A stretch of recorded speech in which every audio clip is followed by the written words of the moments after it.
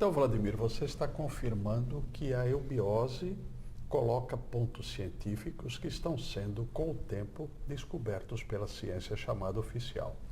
Não é? É verdade, é verdade. Eu acho que, por exemplo, todo o aspecto eubiótico, aliás, o nosso slogan, eubiose é a ciência da vida, né? E já foi dito aqui também em outros programas, toda a análise que nós temos da vida passa por uma comparação e por uma verificação das leis universais, das leis da natureza e como elas se comportam em relação ao homem. Estas leis são perfeitas, nós é que somos imperfeitos e não capazes de compreendê-las, na grande maioria das vezes. Porém, na medida que vamos estudando toda esta filosofia, todo este conhecimento que nos foi deixado, nós vamos ganhando consciência, vamos compreendendo a natureza, as leis universais, enfim, todo este arcabouço cósmico que existe por detrás de todas as coisas vivas, não é? E na medida que isto vai se conscientizando em nós, nós vamos nos tornando harmônicos com toda a natureza e com todas as leis universais. Isto é que deve nortear o homem do futuro, não é? E o homem do presente. Enquanto o homem permanecer em desequilíbrio com a natureza e com as leis universais, é justamente aí que resiste a infelicidade.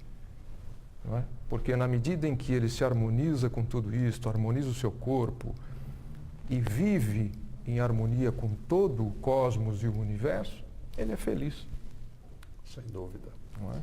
Vladimir, sem aprofundarmos, porque posteriormente nos próximos programas estes temas serão revisados.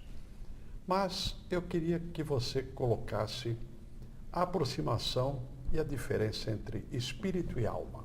É possível fazer isso? Sim, é possível sim. É comum que as pessoas confundam estas duas coisas, não é? Acho que na maioria das religiões, espírito e alma é a mesma coisa. Nós, na escola eubiótica, na nossa escola iniciática, nós tratamos alma como um dos corpos do homem, não é? Aquele corpo que sente. Ele não tem memória, ele apenas sente. Ele aprende na medida em que ele vive a vida e ele tem desejos, não é? E esses desejos ele experimenta. E alguns lhe dão prazer, outros lhe dão repulsa. Não é? Então, na medida em que ele vai vivenciando, a alma vai aprendendo por sentimento. Já o espírito, nós tratamos como aquela mônada eterna que habita o ser humano, aquela mônada indestrutível, e que todas as religiões dão um nome para essa mônada. Aliás, que se manifesta de forma tríplice, não é? E os cabalistas chamam de Shokimah, Keter e Binah, não é? Os hinduístas chamam de Brahma, Vishnu, Shiva, e na religião católica, no cristianismo, é chamado de Pai, Mãe, Espírito Santo, não é? Então, essa tríade é realmente o espírito, a mônada indestrutível que habita nós, seres humanos. Esta não pode ser confundida com a alma. A alma é veículo deste ser, desta mônada que habita o nosso invólucro. Não é? Perfeito. Vladimir, para completar essa entrevista, uma pergunta de profundidade. Até que ponto a modificação da visão humana, esta ampliação do mental humano, está influenciando nas descobertas e nas concepções e nas conclusões da ciência? Isto está acontecendo de que forma? Isto está acontecendo, Eurênio, de uma maneira bastante enfática. E isto se dá porque o ser humano, de uma maneira geral, neste século XXI, começa a utilizar, talvez não muito conscientemente, mas de uma maneira mais intensa, o seu mental abstrato e a intuição. A intuição que nós chamamos de Buddhi.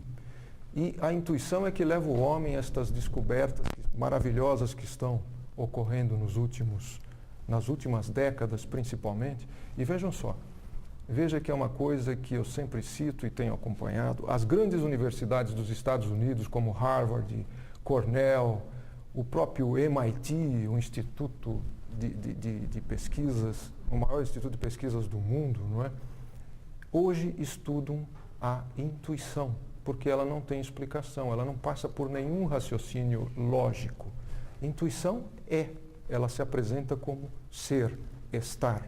Não tem nada, absolutamente nada, que passe pelo raciocínio. E as pessoas, em função disso, fazem coisas, descobrem coisas, criam novas condições para a humanidade, justamente porque a vibração destes sentidos, o sentido da abstração e o sentido da intuição, está se manifestando de uma maneira muito mais intensa neste século XXI.